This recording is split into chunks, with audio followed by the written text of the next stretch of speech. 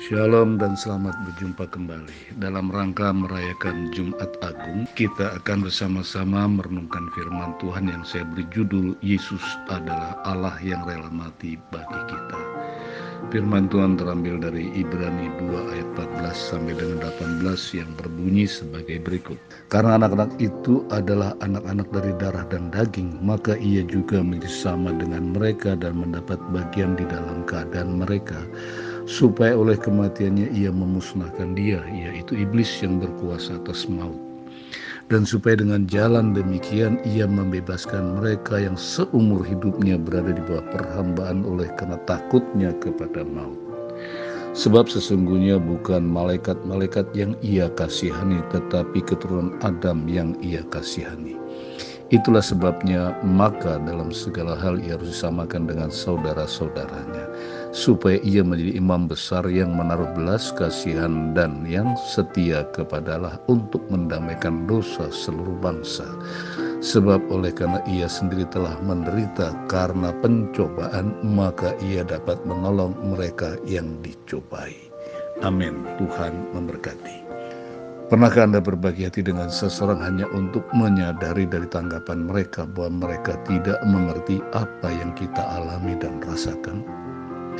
Tidak ada yang lebih mengecewakan seperti berharap untuk menemukan seseorang yang akan memahami perjuangan kita.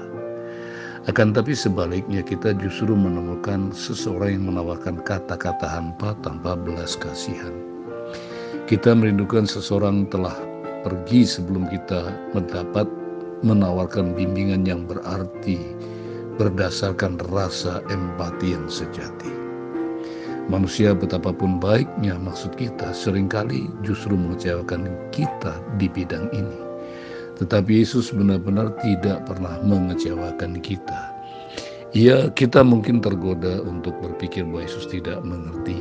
Dia adalah Tuhan, bagaimana mungkin dia bisa memahami pergumulan kita. Namun dalam ayat hari ini kita melihat bahwa Yesus mengambil bagian dalam daging dan darah. Ia menjadi seorang manusia. Dia tunduk pada semua rasa sakit, penderitaan, pencobaan, dan pencobaan yang kita lalui sebagai manusia. Yesus rela menjadi fana. Dia datang ke bumi untuk mati, mengalami kematian. Sehingga melalui kematiannya dia akan menaklukkan maut dan mengalahkan iblis. Penulis kitab Ibrani menyebut Yesus sebagai imam besar yang penyayang dan setia dalam ayat yang ke-17 dari Ibrani pasal yang kedua. Untuk memahami apa artinya itu, kita perlu memahami peran seseorang imam besar. Di bawah perjanjian lama, tugas seorang imam adalah berkorban atas nama bangsa Israel untuk memenuhi hukum. Setahun sekali pada hari pendamaian, imam besar akan memasuki tempat Maha Kudus untuk membubuhkan darah pada tabut perjanjian untuk menutupi dosa semua umat Allah. Tetapi penutup ini hanya sementara. Yesus adalah imam besar yang agung karena darahnya lah adalah pendamaian yang sempurna bagi dosa-dosa kita. Pengorbanan darahnya menutupi dosa kita secara permanen. Namun sebagai imam besar dia melakukan lebih dari sekedar menutupi dosa yang telah kita lakukan. Dalam Ibrani 2 ayat 18 mengatakan bahwa karena dia memahami kelemahan kita dan pergumulan kita dengan pencobaan, dia bersedia dan mampu menolong kita menghadapi pencobaan. Ketahuilah bahwasanya dalam Kristus kita menemukan seseorang yang benar-benar mengerti, seseorang yang dapat kita bagikan pergumulan kita kepadanya dan menerima bantuan yang berarti daripadanya. Yesus dapat berempati dengan pencobaan kita.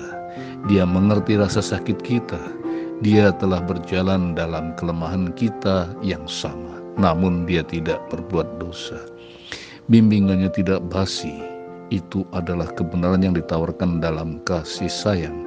Dia mengerti dan karena dia mendapatkannya, dia dengan setia memberikan belas kasihan dan kekuatannya kepada kita para pengikutnya.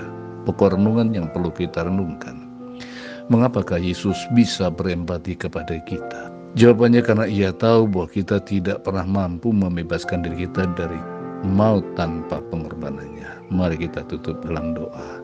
Tuhan Yesus, terima kasih karena Engkau sangat mengasihiku sehingga Engkau rela mengambil daging dan mengalami kelemahan dan pencobaan manusia untuk menjadi pendamaian yang sempurna dan permanen atas dosa-dosaku.